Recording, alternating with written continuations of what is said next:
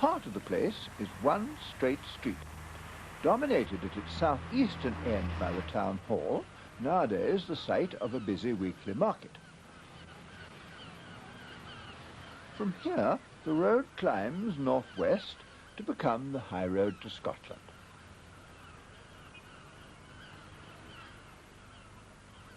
This long main street, known as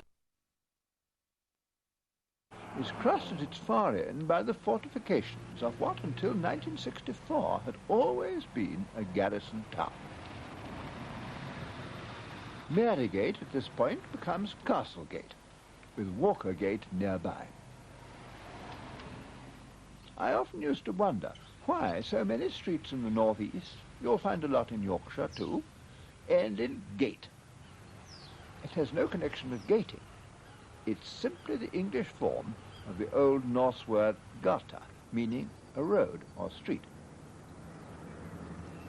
The general aspect of the town might at first seem to be rather sombre. The stone, as of the whole of the lower Tweed, is a calciferous sandstone, somewhat pink when fresh, but decidedly dour after long exposure to the weather. So Berwick isn't a seductive town. Charming? No. What it has got is character, strong character. And for two features, it is in England unique. Its fortifications and its bridges. How best to cross the broad Tweed opposite Berwick occupied men's minds for centuries. This used to be the site of an ancient ferry and low-water ford, older even than Berwick itself, and indeed one of the reasons why the town arose at this point. It was in the 12th century that the Tweed was first bridged here. Two replacements were required in the century that followed.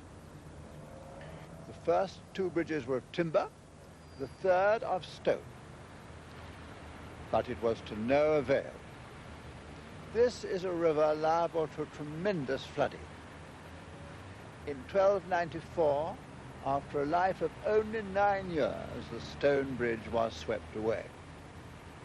In the Tudor period, another one was erected in timber, but its condition was frequently dangerous.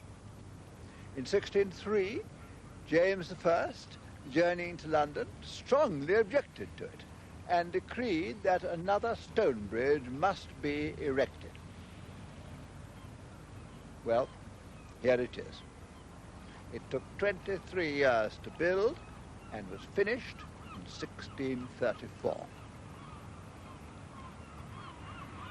It's 1,064 feet long and has 15 arches.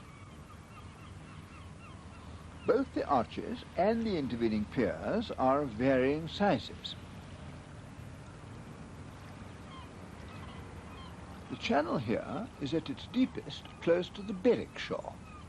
That explains the steep rise to the second arch, under which there had to be sufficient headroom for the smaller sailing boats.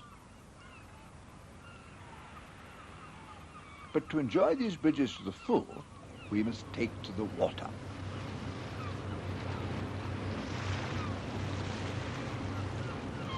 The Berwickers, learning no doubt from experience, certainly made a sturdy job of their new bridge.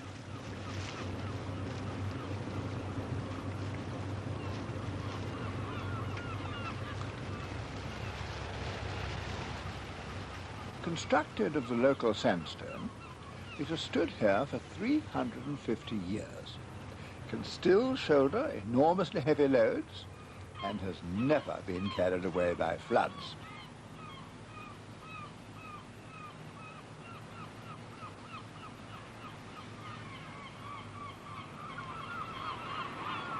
The Tweed Bridge, the next along, although the most recent, is already under repair. It's of naked concrete, and when it was built, It was the longest road bridge in Britain. It was started in 1925 on the Tweedmouth side, and it took 3 years to complete. Each of its arches was built on 4 ribs, and when the surrounding scaffolding was removed, these became clearly visible underneath. There were 4 arches altogether, and the last to be built had a span of 361 feet. In its day, easily the longest reinforced concrete arch in Britain. It's a very bold bridge, but alas, not elegant. Had it been built today, it would have been constructed on a different system. That is, as a monolith instead of an assembly of parts. And the result would have been a much lighter structure, aesthetically more acceptable.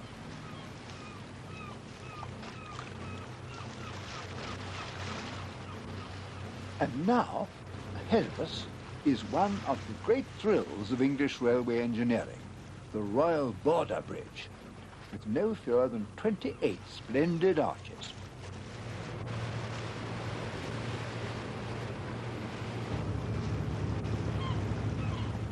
Rising 126 feet above the bed of the Tweed, this stately procession of round-headed arches suggests an obvious analogy with the aqueducts of imperial Rome.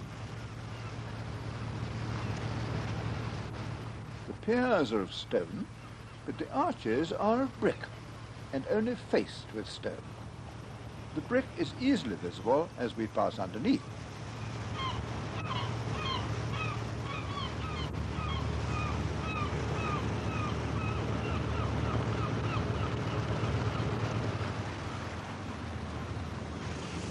It was designed by Robert Stephenson in 1847 and opened by Queen Victoria in 1850. It was the final link in the East Coast Railway line from London to Edinburgh.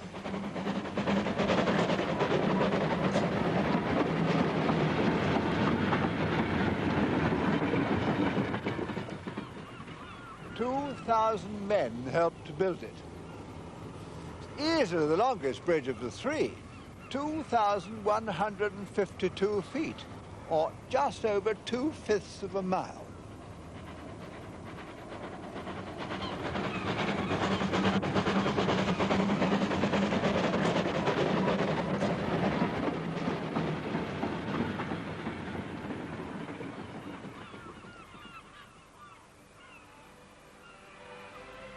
The way in which the piers taper adds considerably to the bridge's artistic appeal.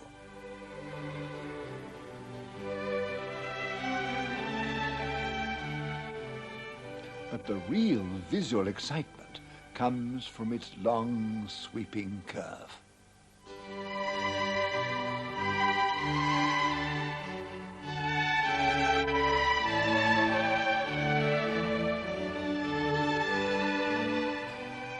Of the 28 arches, 16 are on dry land, and only 12 actually cross the water.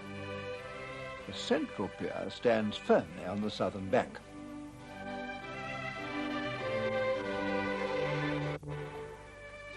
Towering over the lower reaches of the Tweed, this fine bridge is a noble monument to the railway age.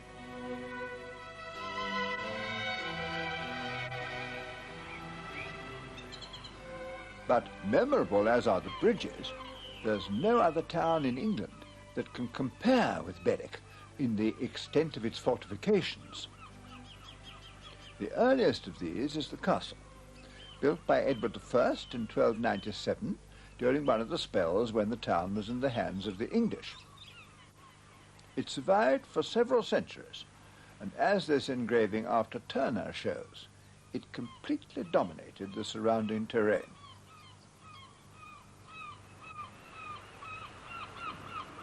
From the castle, a steep flight of steps, known locally as the Breaky Necks, descended to the water tower and jetty on the river bank.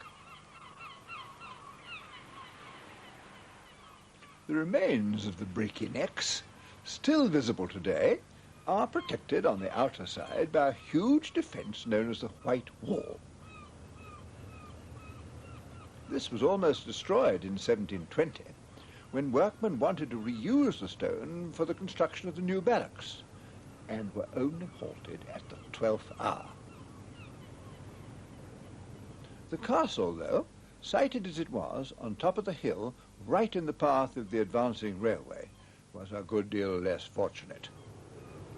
Considerable portions survived until the 1840s, when it was decided to site the station exactly here. The lines were driven slap through the middle of the Great Hall. Much the same thing occurred at Newcastle. Was this railway vandalism a Northumbrian speciality, I wonder?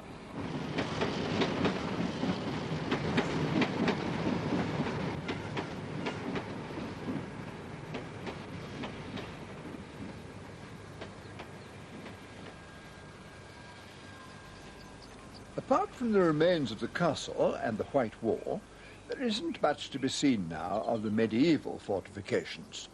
A number of other English towns can show a lot more. Even the octagonal bell tower, begun by Edward I, became obsolete when the Elizabethan walls were constructed to enclose a rather smaller area.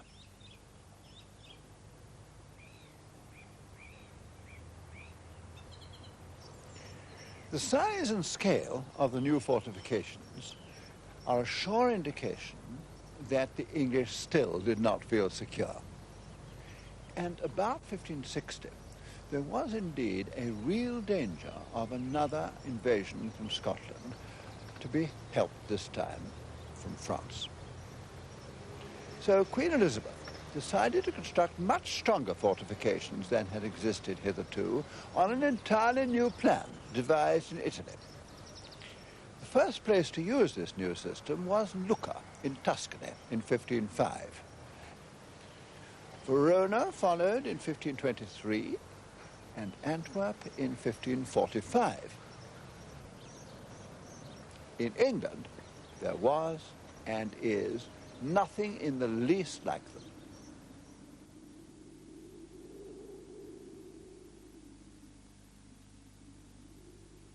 These walls run for nearly a mile and a half. They're 22 feet high, 12 feet thick at the base, and 10 feet at the top.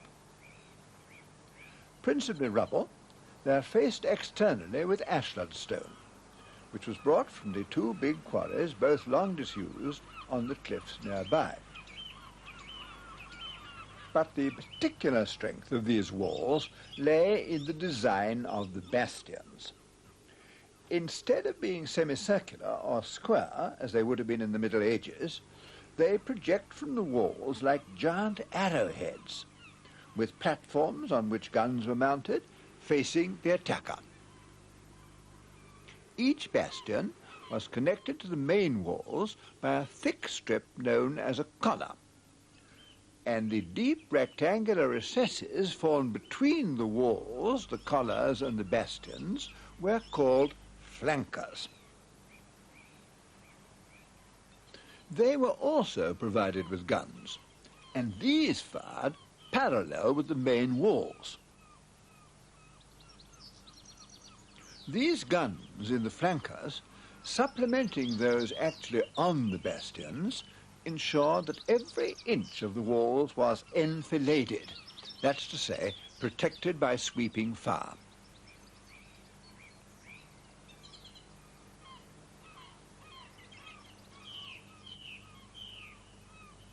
A little later, by bringing up great quantities of earth, the tops of the bastions were heightened to enable the main guns to have a longer and wider range, which accounts for the Chelsea bun effect evident here. The Elizabethan fortifications were never quite finished. With the accession of James I, they were no longer required. They became, in fact, a Brobdingnagian white elephant. In the 18th century, the walls became a fashionable promenade. And in case you preferred sitting to promenading, the Victorians thoughtfully added a number of cast-iron seats, supported by snakes. But Berwick still retained its military importance.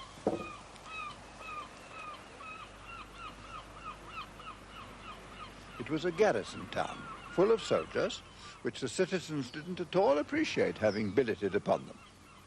So they petitioned for the erection of a barracks, and between 1717 and 1721 this was done.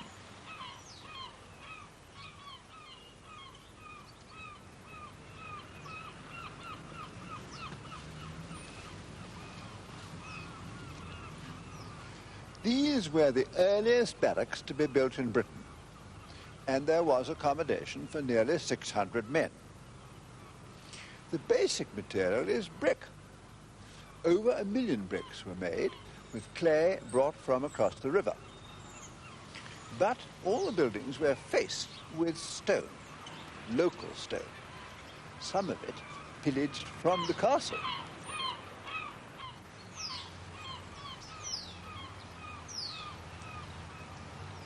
Unluckily, parts of the side ranges were later cement rendered, so they are now much smoother than was originally intended.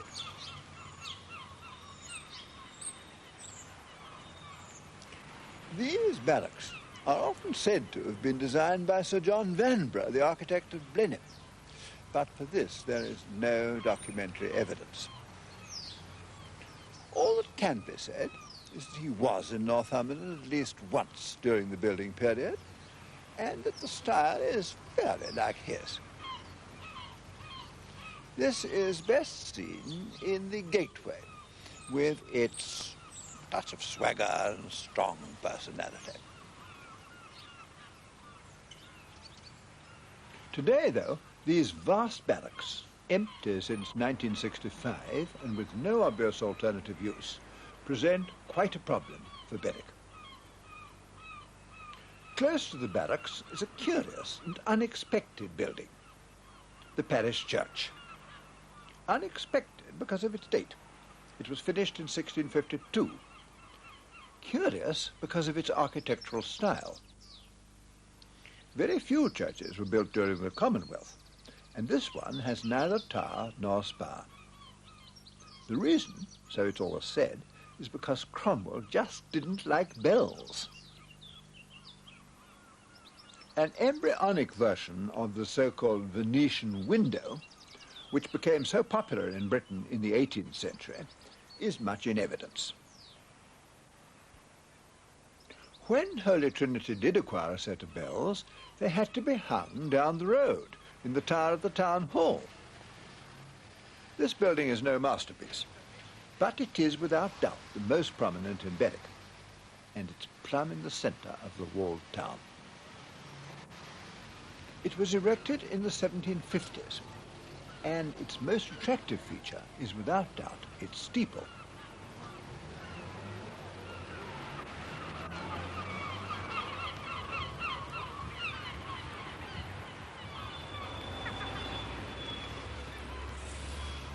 When James VI of Scotland became James I of England in 1603, Berwick was just a poor garrison town. Its recovery began then, but proceeded only very slowly until the Act of Union of 1707. That was a landmark in the history of Berwick because it meant that normal trading relations with the Scottish hinterland could at last be resumed. Until then, most of the roofs that we see below us would have been of thatch. But by now, with increased prosperity, better roofing materials such as pan tiles have become available. So Berwick's thatch gradually disappeared. Pan tiles are normally a warm, dense red, and their wavy surface gives them a delightful richness of texture. They are indeed one of the most enjoyable sights of eastern and northeastern England. They are considerably bigger than the plain tiles found elsewhere, and they overlap both downwards and sideways, where the down-bent edge of one tile hooks over the upturned edge of its neighbour. They first arrived from Holland as ballast in ships at the beginning of the 18th century. Later, they were made locally. Nowadays, Berwick has to get its penthouse from Hull, usually involving very long delays. The other principal roofing material is slate, and several kinds were used. The most pleasing are the greyish-green Westmoreland slates, with which the town is well provided.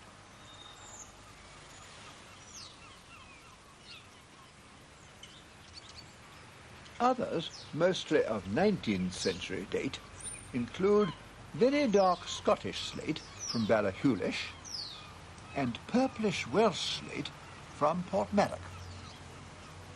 And I'm told that there's even some from Norway, though from high above the town hall I can't actually see any.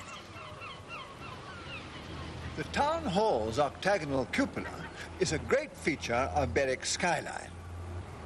It's just 150 feet to the gilded weather vane. But it does take some acrobatics to get up, and the descent is even more perilous.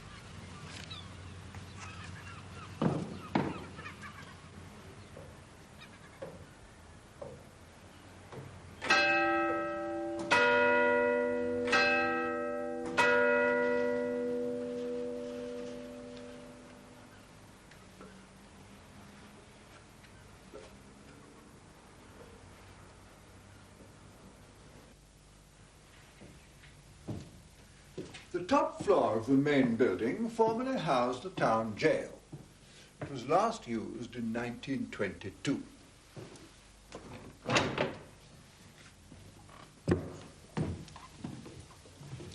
Top security prisoners had their own cell, and so also did drunks. This was the women's cell. The window used to be barred. The bed had a straw mattress on which up to 4 women could sleep side by side. If there were more than 4, some had to sleep on the floor or take it in turns. The rougher characters might be confined in leg-irons.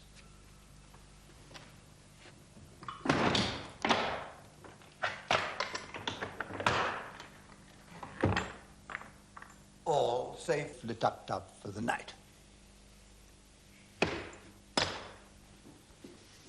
But this was the grimmest place, the cell for those condemned to die.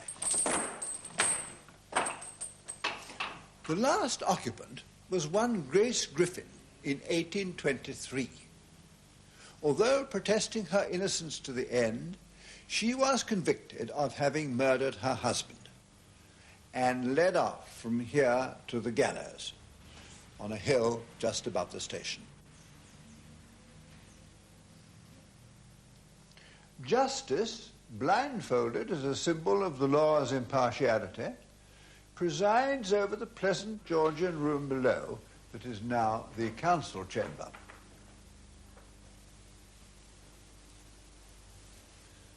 This excellent plaster relief would look far more effective were it seen against a background of Wedgwood blue, as it was originally. It was modelled in 1789 by Joseph Alexander. 36 years later, he received his fee, which was £5 precisely, without compound interest. A close-fisted place, Berwick, in those days. The completion of the town hall in 1761 marked the beginning of Berwick's most prosperous period. Like most of the buildings within the walls, it's of sandstone, which was brought from 2 quarries, New Mills and Edrington, 3 and 4 miles to the west. And we can see how the rustication of the stonework gives it a certain strength of personality. Standing as it does on an island site, which no doubt accounts for its somewhat pinched proportions, it has nevertheless commanded the High Street for over 200 years. In the century following its completion, the town was largely rebuilt, and this pleasing group of houses in Ravensdown, in a confident ashlar sandstone, reflects something of the sense of security and growing wealth.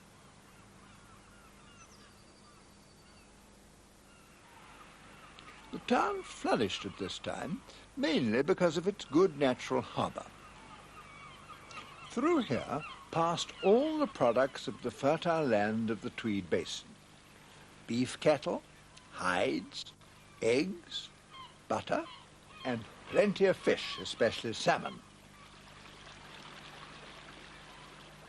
Above all, there was the handling of corn.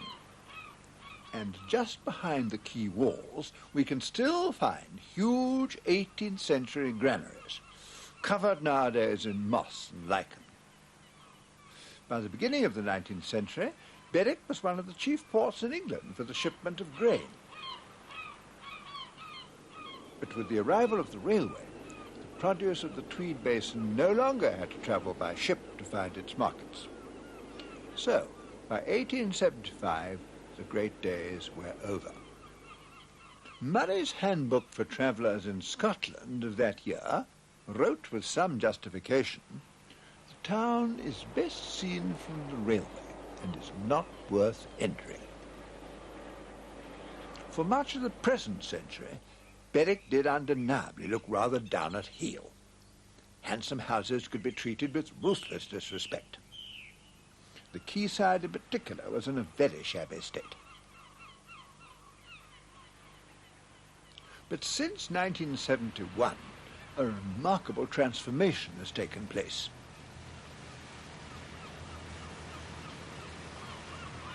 This house is one of a number which have recently been recovered from near dereliction by the local Preservation Trust. They've brought them back to life and done a wonderful job, and not before it was necessary either. The restoration is, as it should be, in the local sandstone ashlar. And what a contrast to the way this house looked only 10 years ago.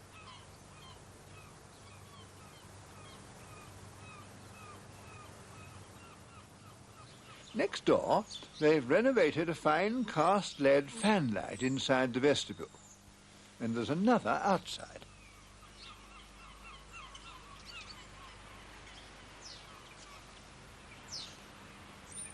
The sandstone on both these 18th century houses is once more clean, and therefore, predictably, pink. The entire surface of this stonework has been tooled. These tooled surfaces, in various patterns, are something of a Berwick speciality. Next door, we see another example, not the same pattern.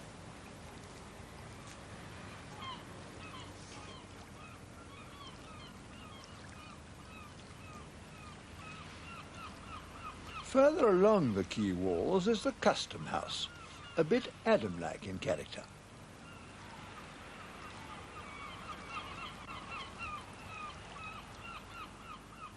The restoration of the custom house, and the one 2 doors along, was government-sponsored.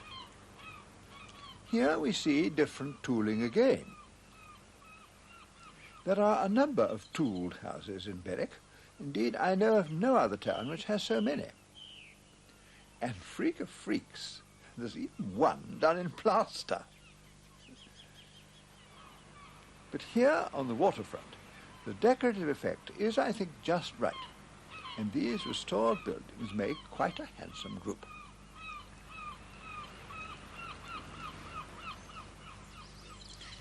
Here, in an extremely exposed situation, and standing alone, facing east towards the sea, is within the walls the tallest house in Berwick and the most strikingly situated. It's called the Lands House, and it's another excellent example of sandstone ashlar.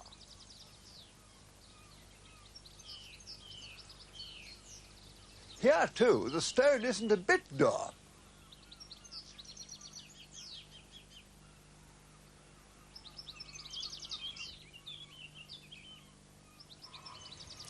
A few years ago, its condition became so bad that it was in danger of demolition. Then the local trust stepped in, and a couple of businessmen heroically undertook the restoration. Into the windows, the glazing bars were put back, to the building's immense benefit. But, unhappily, it is necessary to add that some of the recent craftsmanship is, to say the least, unfortunate.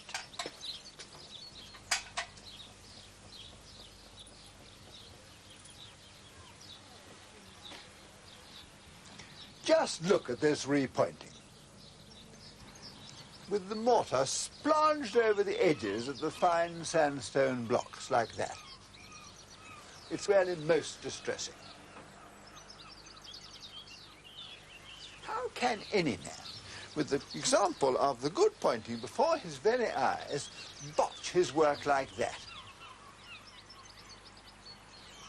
The lions on the gate piers seem equally puzzled about it.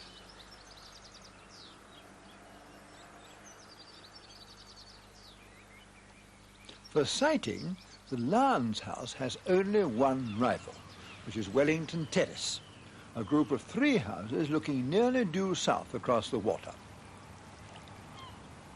They are all faced with sandstone ashlar, but only the middle one has so far been cleaned. Now, there can be little doubt that usually the appearance of stone is much improved by cleaning. But in the case of a terrace, it really should be all or none, by mutual agreement between the owners. Each house here was intended to have its portico, but unfortunately the central one was later demolished, and that of the house on the right never got built. The door and portico of number 1 suggest how pleasant all 3 entrances could have looked. The Georgian windows here are just as they should be, and so, believe it or not, are the blank windows on the side wall. These are ornamental and intentional. Nothing, I might add, to do with the window tax. But what is incomprehensible is that anyone should think of reglazing Georgian windows in quite so inept a way as we see here.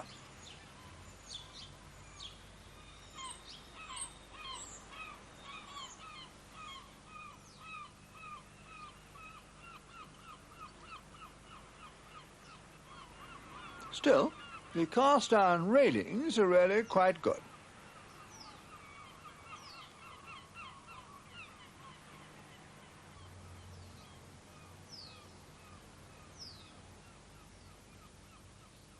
This house, in Castlegate, is very similar to the middle house in Wellington Terrace, but hasn't yet been cleaned. How much better, though, than the balancing house at the other end of the terrace.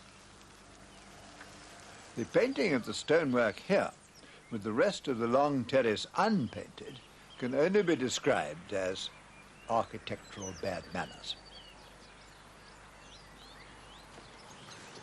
Painting or colour washing a house makes a tremendous difference to it. Here are 2 that have been rendered and painted, with the dressings picked out in a darker shade. Duck egg blue for this one, and grey blue for that one.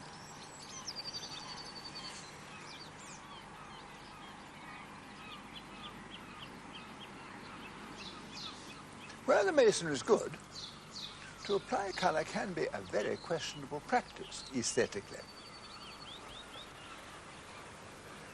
But these two houses are undeniably most attractive.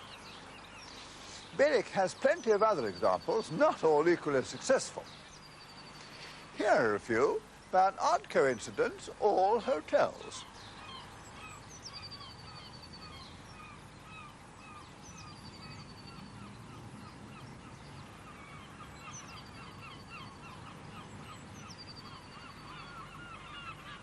The Bridge Hotel has some sandstone rubble exposed on the sidewall, but the front has been stuccoed and given a livery of white and grey-brown. I find this delightful. The glazing bars are complete in all the windows, and with the tetra-style portico, all that means is 4 columns across, and its pretty doorcase flanked by niches, as well as the old railings and steps, this building, which not many years ago was smothered in ivy, seems to me to be a model of good restoration. It is, in truth, about the only building of distinction in Tweedmouth, on the other side of the river, facing across the old bridge. So, bravo for the Twempies, as the people of Tweedmouth are called by the Berwickers. Berwick is also one of those places which has responded to the encouragement offered by the HBC, that's the Historic Buildings Council of England, to set up what's called a town scheme. Under this, any sums allocated by the local authorities, maybe with help from their county council, are doubled by the Department of the Environment. Berwick has a number of buildings which have received this kind of assistance. In this way, an incentive is offered to owners of residential and commercial property to invest in their own towns, and to local authorities to become committed to programs of repairs. Even items such as street lamps haven't been overlooked. These were a contribution to European Architectural Heritage Year, 1976.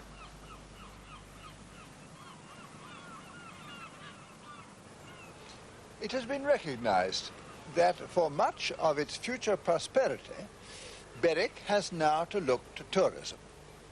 And as we've seen, both the town and the environs have much to offer. Berwick is small and not at all rich, and with so many old buildings, not with any obvious use today, preservation here is a daunting undertaking. All honour, then, to this sturdy little town for having taken up the challenge so gallantly.